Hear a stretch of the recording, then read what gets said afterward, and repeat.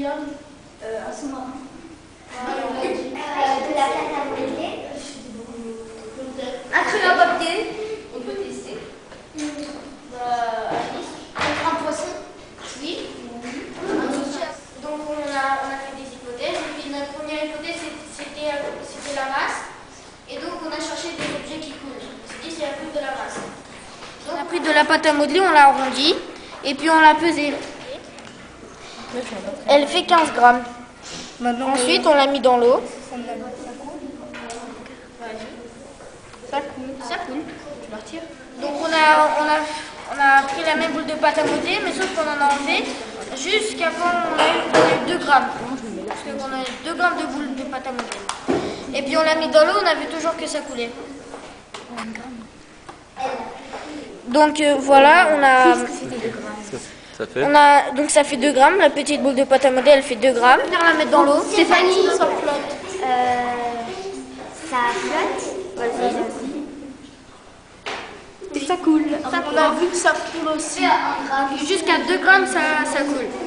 Alors, Donc on s'est dit que ce n'est pas la masse qui est en jeu. Conclusion, donc on s'est dit que ce n'est pas la masse qui est en jeu. Alors on a eu une deuxième hypothèse. Notre deuxième hypothèse c'était la forme. Voilà, donc on a changé de forme la pâte, comme notre deuxième hypothèse c'était la forme. La pâte on a changé de forme, on l'a un peu aplati, voilà, on l'a aplati, on a un peu retourné les rebords. Donc en fait on a aplati la pâte à modeler et puis on a retourné les rebords. Et ensuite, Je l'ai aplati et j'ai retourné le rebord. voilà. Et maintenant, je vais la mettre dans l'eau. Voilà. Mais quand même, je crois qu'elle va flotter. Bah vas-y. Et ben, Oui, ça flotte. Et ben là, ça va couler. La forme, l'objet peut flotter. Ouais, en plus, il y a de l'eau qui est restée dedans. Magnifique. Notre troisième hypothèse était la matière.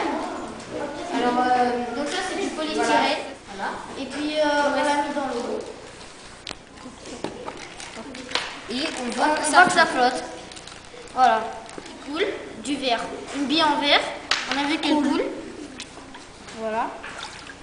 après, on a essayé avec un bracelet en plastique. Alors, on a essayé avec un trombone. Et on a cru que ça flottait, alors on a essayé et on a vu que ça coulait. Et on a vu que Alors ensuite on a essayé avec un bracelet. On a essayé avec un bracelet en caoutchouc. Et on a vu que ça coulait. On a vu Ça que ça flotte. flotte. Ça flotte. Si on change la matière, ça peut couler ou ça peut flotter. Donc, ça dépend de la matière. Ça dépend de la matière. La matière, elle joue. Maintenant, on fait une quatrième hypothèse aussi. Donc, notre quatrième hypothèse, c'était s'il a de l'air, ça flotte. Donc, une bouteille fermée, elle est vide. Elle a de l'air dedans. On la met dans l'eau, on voit qu'elle flotte. Donc, s'il y a de l'air, ça flotte. Vous avez dans l'eau. Et l'air sort. Car il y a de l'air dedans. Voilà, donc s'il y a de l'air, ça flotte. On a rempli une bouteille à moitié remplie. Et comme il y a encore de l'air, bah, ça continue à flotter. Oui, ça continue à flotter comme à flotter jusqu'à que la bouteille soit remplie sans air. Voilà, tant qu'il y a de l'air, ça flotte. Voilà. Alors ensuite, Mettre cette bouteille dans l'eau. d'après toi, elle flotte. Oui, elle flotte. Elle flotte. Voilà. On va mettre du sable par contre dans la bouteille. Pour voir si même avec du sable, ça va couler ou ça va flotter.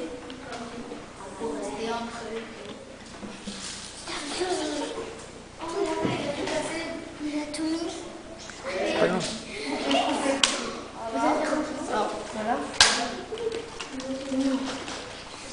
Voilà, là on voit qu'il y a du sable. Voilà, il y a du sable.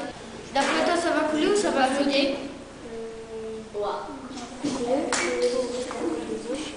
Bah vas-y.